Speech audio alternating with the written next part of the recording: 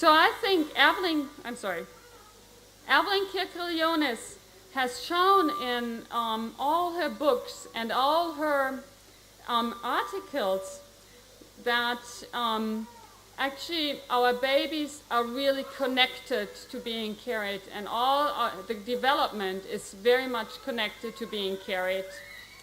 And Evelyn Kirkilionis would say, our babies are parent clingers. To carry the child and to be carried is the most natural thing to do, and it is the way nature has chosen for the development of many physiological and psychological aspects of our baby.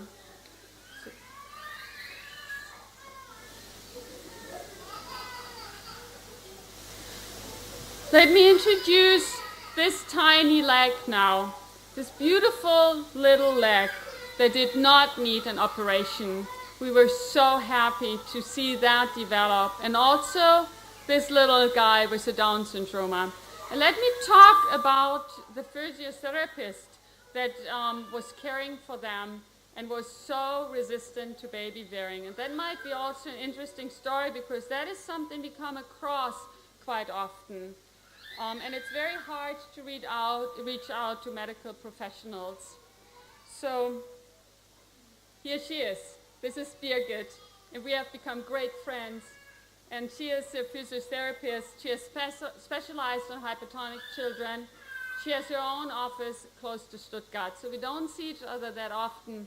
But we wanted to find someone who has been done a lot of research herself when we were reaching out to find a medical expert we could work with. Let me tell you the story how we found her, of course through Google. So we Googled physiotherapy, and we Googled Down syndrome, and we found Birgit and a colleague of hers, because they had been writing books, and they're big names in Germany among the physiotherapists. So we felt we wanted to have a big name. And then we got invited, or I got invited, meeting them in Hamburg. And so I took part of my family, and we went to Hamburg, and my husband and one of my boys had a great day at the harbor. And I went to see Birgit, and I entered the house, and she was sitting there together with her friend, and both were looking at me and said, why is it we should be giving our good name for you and your baby wearing thing? And I thought, wow, I've been traveling all this way. And that was an interesting situation I was in. And I started talking to them and explaining what it is we are doing. And they opened up, and then I asked them to tell me what they think about good positioning, what are criteria for good positioning for a Down syndrome child, and they let me know. They wanted to see a hip carry, they wanted it to be really supportive, and they wanted to have the head supported in a very good way. And then I did it. I did a hip carry for them with a long wrap, and we always put a Molton in their neck with the child. And they found it so convincing that they were so happy they couldn't believe it, that we could really start working with each other. And then what happened was we decided that we don't just want to stay in loose contact and exchange some thoughts, but we actually wanted to do all the research we had been doing, and it took us 2 years to really do a lot, exchange of thoughts, and working out materials and working out frameworks we need for hypertonic children. And so we wanted to meet, and she had found 7 families that would volunteer to see if Babywearing cannot do something good for their special need children. And one of them was David. Let me go. Yes, one of them was David. He's on the right side, or I can go back to his leg again. One of them was David, and there was a problem in his leg. The leg was too short, and there was, I like the English words for that, but let's just say that there was a severe problem with his leg, and there was a problem with his one side of the hip. And the mother she was very happy to volunteer and try out some baby-wearing products, but please not a wrap. And so we worked with her, and we found a very easy carrier for her with Velcro, and she was so happy with that carrier that the next day she got one herself, and then she wore David a lot. David got carried a lot in that carrier. And the fascinating thing for Birgit when David was in that carrier was that the minute he was in there, the leg and the feet had a much higher activity rate than she would have expected. Immediately, the foot that had a pathological abduction went to the inside, and he started playing with his toes. And she was so happy. Both of us had not expected that result. And David started to learn how to walk with 1 year, and so far he had not needed an operation, and that is wonderful news, and it gives me a chill to think about it. The second child we worked with was Max, and Max was the first child of his parents, and he had the Down syndrome child, he has the Down syndrome. And the parents had a wrap, but they didn't know how to use it, but they were happy to learn more about it. And so we worked with them. And Down syndrome children, they suffer from hypertonic. And so it was interesting to see for us the minute David was in the wrap, and there you see the Molton we put in. The minute he was in, he closed his mouth. So we could see that the tonus of the muscles really raised to a good way. And he developed beautifully. So far, he just developed beautifully, and the parents used the wrap also many, many occasions a day.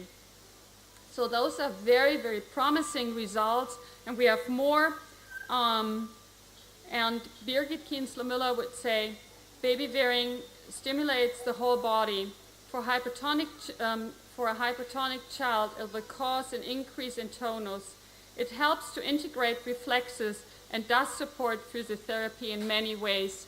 And she has started reaching out to her physiotherapist colleagues, telling them about baby-wearing, and really making sure that the word is spread and that baby-wearing becomes part of the therapy. So thanks to Birgit and for her really openness towards baby-wearing. Okay, this is a beautiful, interesting lady, Margret Mehner. She lives in Dresden. She comes from West Germany. She was born 1941, during the war times, and in her late 20s, she was at a party, and someone had balloons, and the balloons were filled with gas, and you could hang a little note on the balloon. And guess what? Her balloon flew over all the way to communist Germany, and a beautiful young doctor found it. And they started to write letters to each other.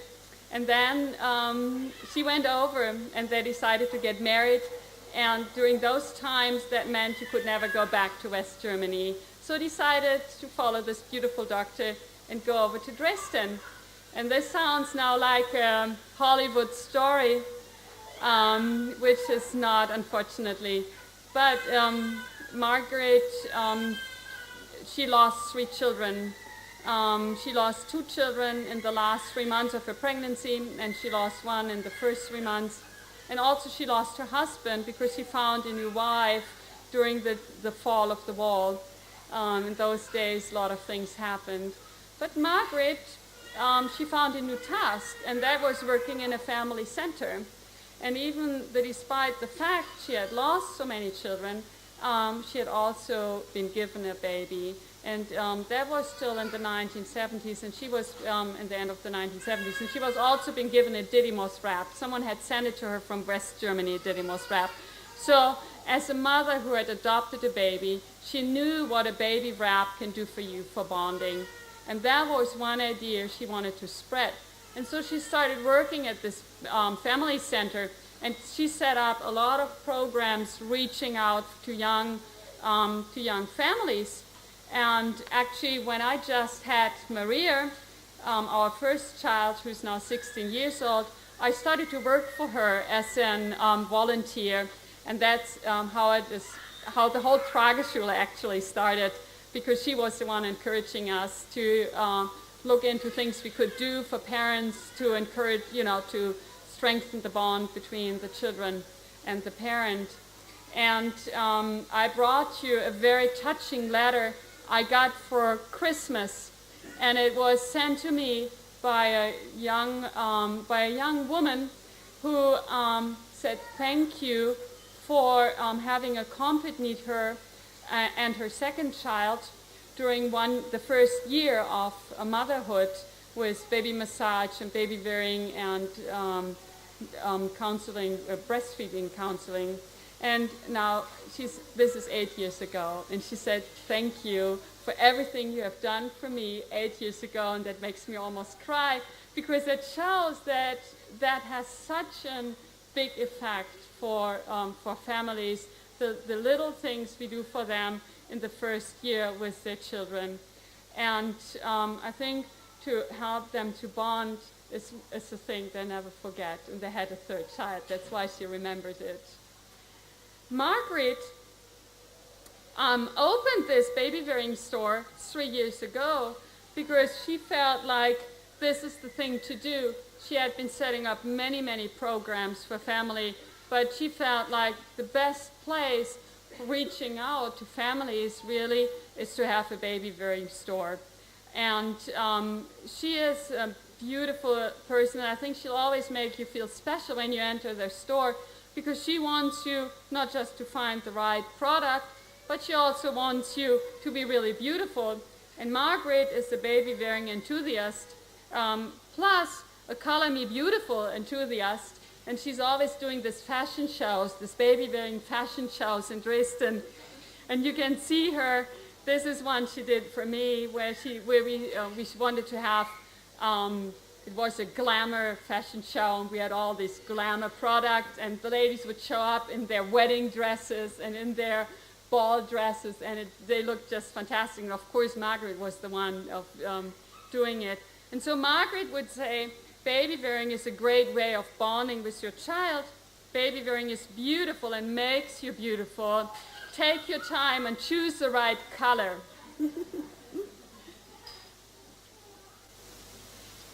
Okay, this is a fascinating man. Who has heard about a book by Dr. Ploss? Has that been floating around? I know I've been bringing it to my course. It's a book we found, and it's a book that was written in 1881. And it's a research book that a gynecologist in Leipzig had been doing. And I brought it with me, and it's really 1881. And he has been collecting pictures from all over the world. They're also beautiful pictures from Australia. Chrissy and I looked at them. Fascinating pictures, how women carried their children. And look at that. The left one is my favorite. It's from the Alps. And she's having the bed on her head, and she's knitting a sock. Now that's one multitasking mother there. Why did Dr. Ploss collect all these pictures? Well, he had an interest in the upbringing of children, and he felt very strong about that. The closer the child is to the mother, and the more the mother can spend time with the child, the better. But he also felt that there are more things mothers have to do. So they might have to be caring for an older child, they might have to be putting food on the table, they might have to clean the house. So what to do? The interesting thing is, he's not saying do this or that, but he's just, in his book, giving a lot of possibilities by showing the pictures from the world. And also he's showing many possibilities for these, how do you say, these cribs, the bed that can also rock. Is that a crib? But what he'll say is, it's great that if you as a parent if you can make a choice. So he would connect having a choice and education to each other. And that is something he felt very strong about, to really have a choice and to have an education. And that's why he published this book, which I found in a small store in Mexico, of course through Google. So what is it actually that making a choice in baby wearing means for us? So I think it's a threefolded way in order to, as parents, really make good choices. So the first one is I need to know that there's something like baby wearing. We just need to spread the word. Everybody needs to know that this is a real possibility. Then the second one is I need to know the variety of products. Like Dr. Ploss in 1881 did, he just said, okay, these are your possibilities. The same way is we are showing the possibilities how you can wear your child. Also, we need to have, of course, the right criteria for healthy products, and we need to know how to use them. So Dr. Ploss, let me show you a couple of more pictures here. Dr. Ploss would say, seek an education and make a choice. That is what was really at his heart. That brings me to another point, and that is why we in the Trageschule feel also very strong about giving a good education. And let me touch on a couple of that points. Here you're seeing, that gives you a little insight in our courses. So I think in order to really argue that baby wearing, or we could very well argue that baby wearing is something very natural. Baby wearing is something everybody could just do. And we should just do it by instinct, and we should just be able to pass on the knowledge from our sister, from our neighbor. So I think baby wearing is just really part of, baby wearing is just being part of who we are. And actually it's ridiculous to picture an ape going into a baby wearing class. That is something we'll never see. So what is it that makes it a more challenging thing is there's a real difference between baby carrying and baby wearing. To carry your baby, that's what you do when you pick up your baby and you cradle him in your arms and you hold him, and you do another kilometer or so through your apartment to help him to go to sleep. That's baby carrying, and no one has to tell us really how to do it. We know by instinct. There might be some tips or tricks or some things we share about it, but actually this is something everybody knows how to do it. But baby wearing, that's a different story. Baby wearing has to do with products, and that's that's where skill enters. Mother Nature just doesn't tell us how to use a 4-meter-60 wrap or any soft structured carrier. We have to figure it out. And so we need skill. We need skill, we need tips, we need tricks, we need a manual, something like it. So I know that probably many of you have ultimately mastered it yourself, but we also know of many that haven't. We know that the number of carriers and wraps that's sold to the people are much higher than actually the number of carriers that are used. And so I think to bridge that gap, we need classes. We need to have a good education. And at least in Germany, I don't know about Australia, but in Germany, we have seen that there's a definite need for baby wearing classes. And also we have received many, many feedbacks from parents that were really happy that people helped them and walked them really through, and that they ultimately were really successful with the product they had chosen. So if we need skill, then we need teachers. Because what is it that actually makes teaching? I feel very strongly about that teaching is not just passing on something. It's not just passing on how is it I'm doing, but teaching is the ability of really listening to your need and your need and your need, and what is it that you need for who you are and where you are.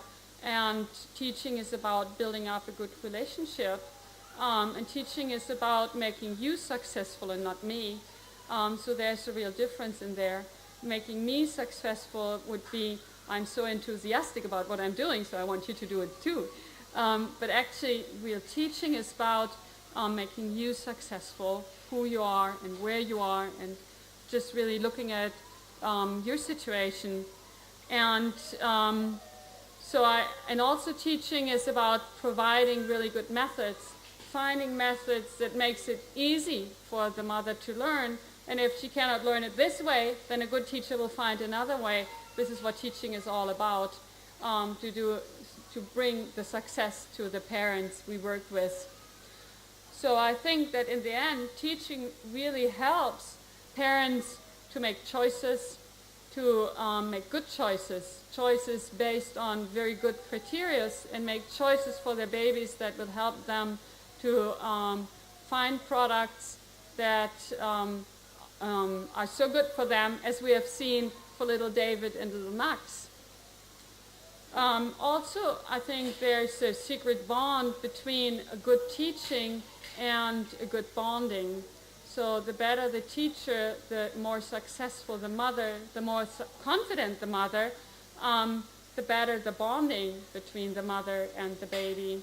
And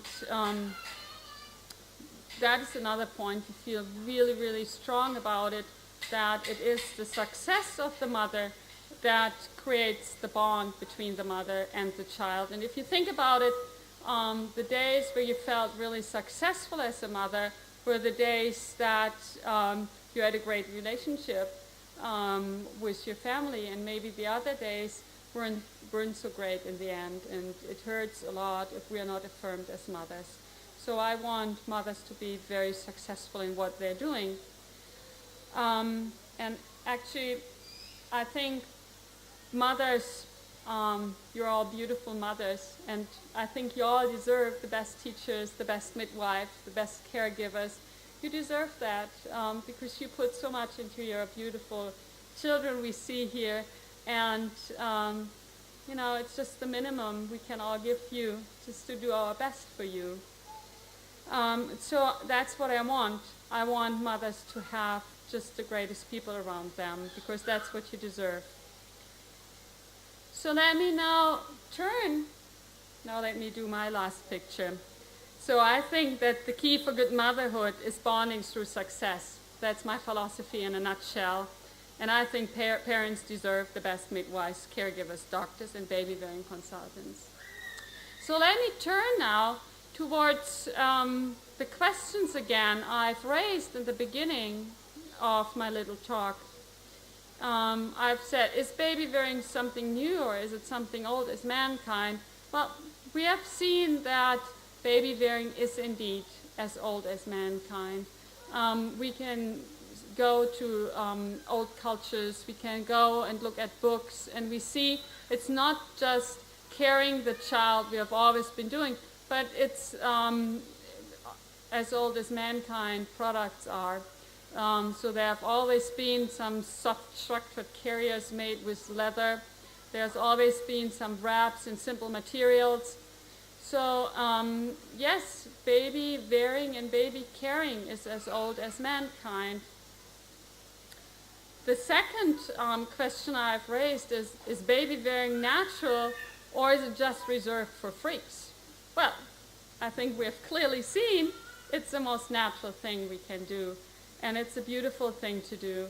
And it's not just that the babies are the parent clingers, but it also holds true for us. That's why it's easy for us to learn. You are just as the same way a carrier as the babies are. So a perfect match between parents and the child here. Then the question was, is it really good? Yes, yes, yes. It's really, really, really good for you. It's good for the hips, it's good for the brain, it's good for the whole development of the baby. If you want your babies to be really smart and healthy, carry them. It's a good way of giving them a best start in life. Then a very crucial question, I think, is always how to choose the right products. Well, we have worked through all these stories, and I think we can safely conclude that good criteria for choosing a product is that the product should provide a good spread squat position. So the material should be going from knee to knee. If you put your child in, especially in the first 9 months or year, the material should be going from knee to knee. And it should be, the legs should be more or less on belly button height at all times, even if the baby is asleep. So stay away from products that does not provide these positions. Also, products should be very supportive of the back. The baby should be really snug in the product in a way that the material supports the baby so that it's not slumming down in the inside the product.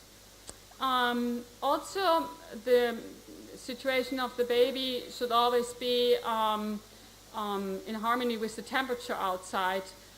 Whereas we worry about the cold, you worry about the heat. And I think it's rightly so. We always should worry with the temperature. So that's very good. Always have a look at the temperature outside. So of not to see frost climbing into the toes or overheating of the baby. So that is also very important. And it should be comfortable. It should be very comfortable for you and your baby. So if the product is not comfortable for you, then it's not your right product. And it should make you beautiful. I also think that's a good criteria.